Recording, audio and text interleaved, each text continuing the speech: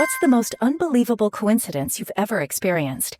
If it hadn't been for the train delay, we never would have met. I was 26, living in Tokyo, teaching English and trying to carve out a life for myself in a city that never slowed down. That day was just like any other. Work, crowded trains, the usual exhaustion. I was running late, missed my regular commuter train, and ended up squeezed into a later one. The carriage was packed shoulder to shoulder.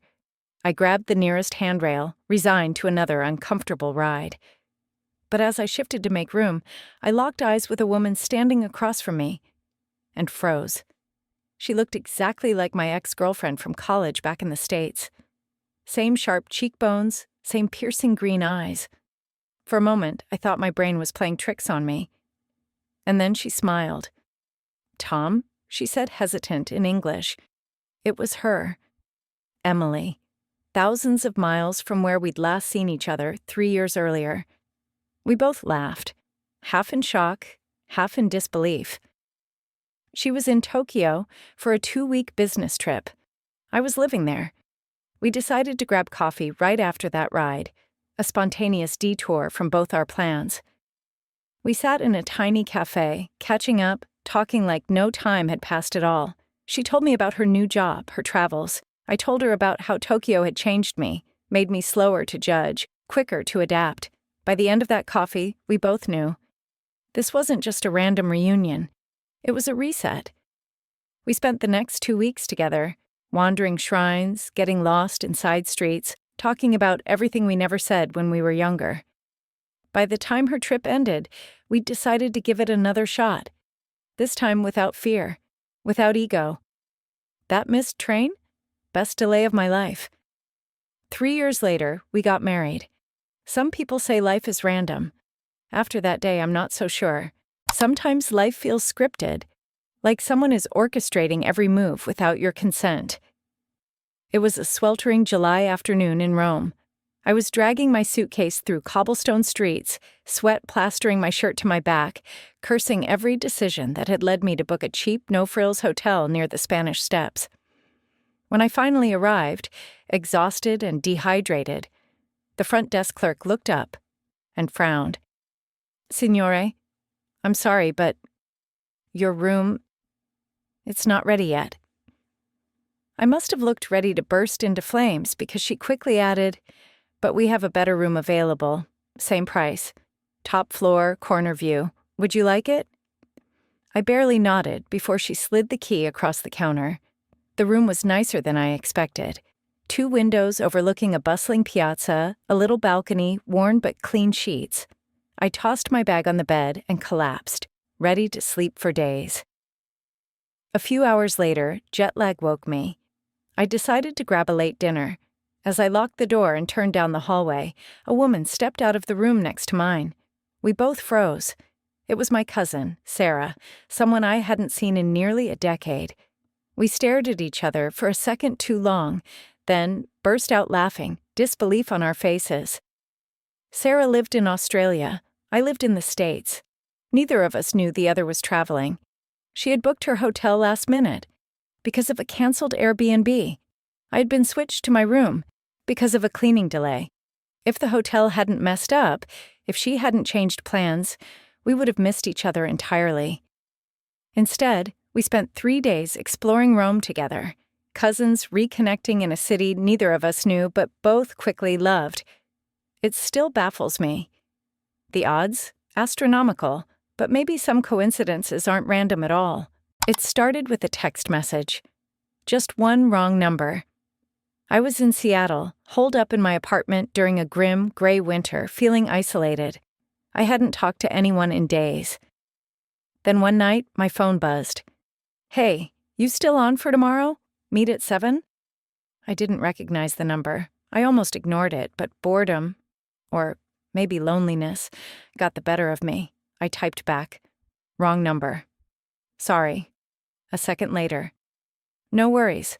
How's your night?" We started chatting. I found out his name was Sam. He thought he was texting a buddy from work. I told him I was just a stranger caught in his misfire. We joked about bad weather, weird takeout, Netflix recommendations. The conversation stretched for hours.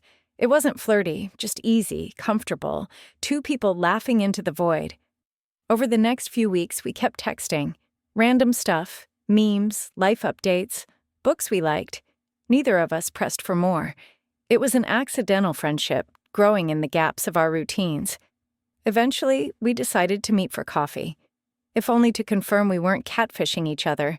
He turned out to be exactly who he said he was. Tall, bookish, quick to smile. We're still friends. Good friends. The kind you can call at 3 a.m. when the world feels heavy.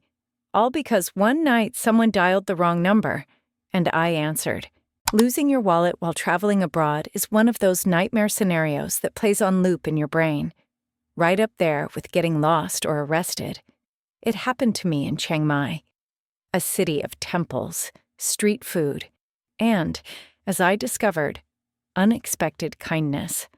I was at a bustling night market, wallet tucked into my back pocket like an amateur tourist.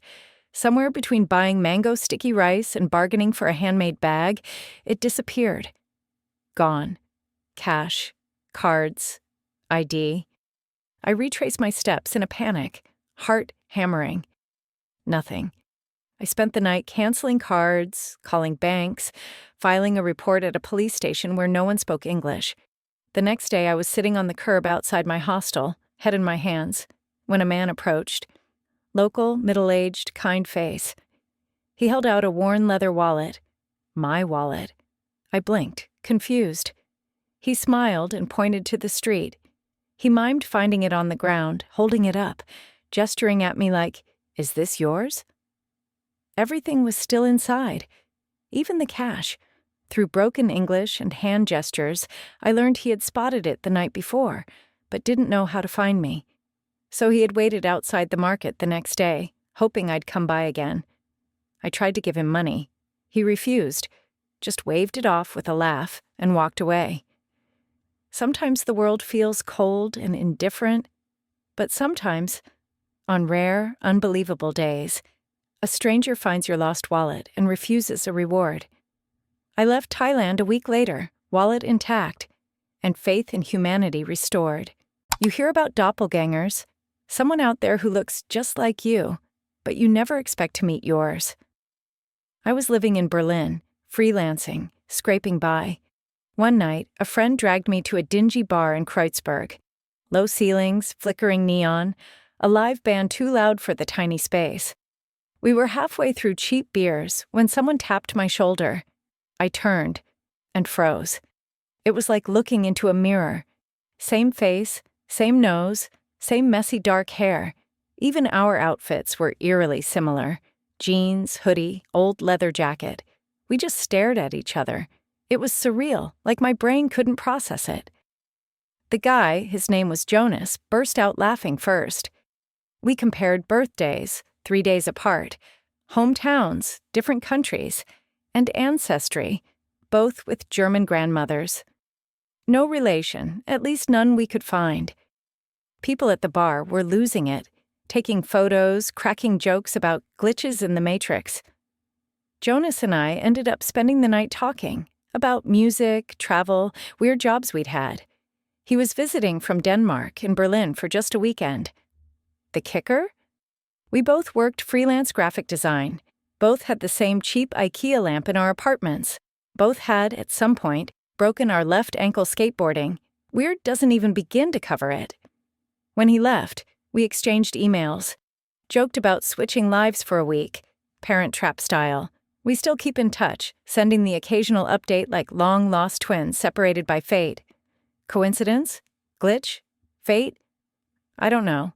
But if there are infinite versions of you out there, I was lucky enough to meet mine. Books were always our thing. Back in high school, Jamie and I spent hours in the local bookstore, a dusty, creaky place with armchairs that sagged in the middle and the faint smell of old paper. We dreamed about writing novels, living in New York, seeing our names on covers. But life, as it tends to, got in the way. After graduation, we drifted apart, different colleges, different cities. Years later, after a messy breakup and an even messier job loss, I found myself in Boston, lonely, tired, and not really sure what I was doing with my life. One rainy afternoon, I ducked into a small independent bookstore, the kind that feels like a secret, half hidden between a bakery and a dry cleaner. I wandered aimlessly through the aisles until a book caught my eye. Jamie Field's Where the Light Falls. I froze. Jamie Fields. Same name, same dream. I picked up the book, flipped to the author bio. No photo, but the blurb mentioned growing up in our tiny hometown. Heart-pounding, I bought the book on the spot. The clerk, a young woman with purple hair and a nose ring, noticed my expression. "You're a fan?" she asked. "I think I used to know her," I said, still dazed. She grinned. "You're in luck. She's doing a signing here this afternoon." I almost left. Part of me was terrified. Would she even remember me? But a few hours later, I found myself back in the bookstore, clutching my copy, heart hammering. And there she was. A little older, a little sharper, but unmistakably Jamie. Her eyes lit up when she saw me. We hugged like no time had passed. We spent the next hour catching up, laughing, remembering, mourning the years we lost. She signed my book with a message only I would understand. For the one who started it all. Sometimes you lose people. And sometimes the universe conspires to bring them back. Missing a flight usually ruins your day. In my case, it changed my life.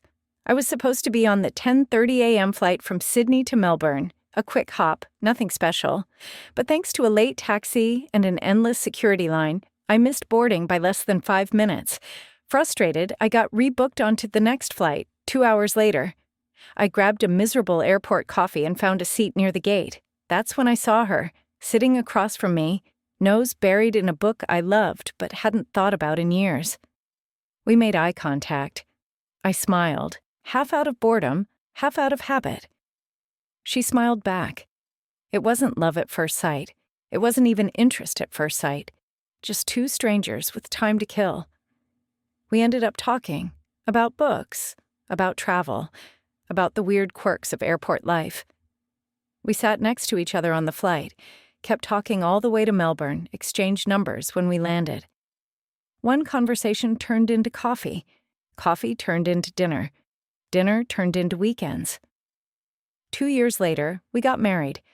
If I'd made that flight, if the taxi had been faster or the security line shorter, we never would have met. Sometimes missing what you think you need is exactly what you need. Some coincidences feel like they're pulled straight from a novel. I was in Marseille for a photography assignment, wandering the old port, shooting shots of sun-bleached boats and crumbling stone alleyways. The heat was relentless, the kind that made the air shimmer and the pavement sticky underfoot.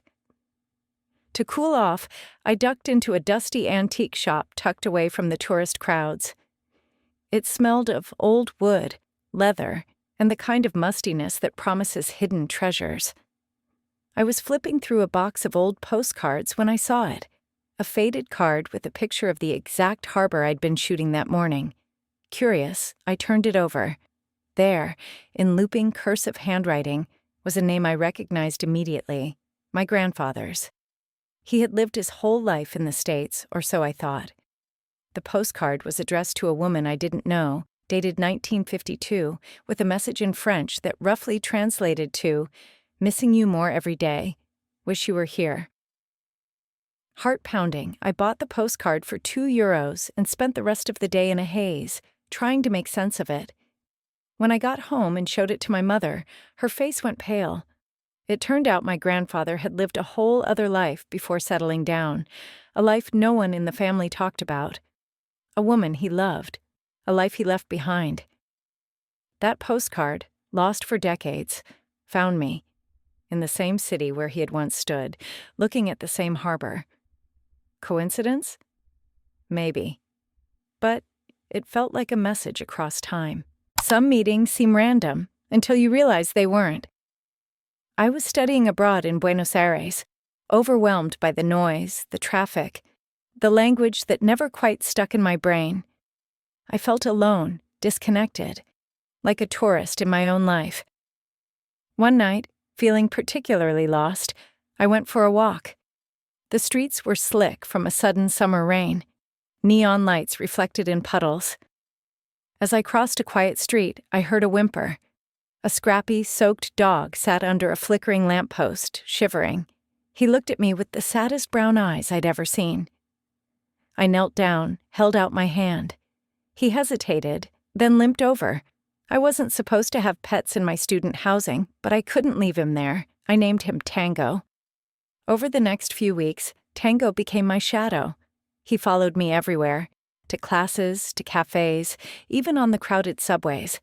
Slowly, through him, I met people, other students, dog lovers, random strangers who would stop to pet him.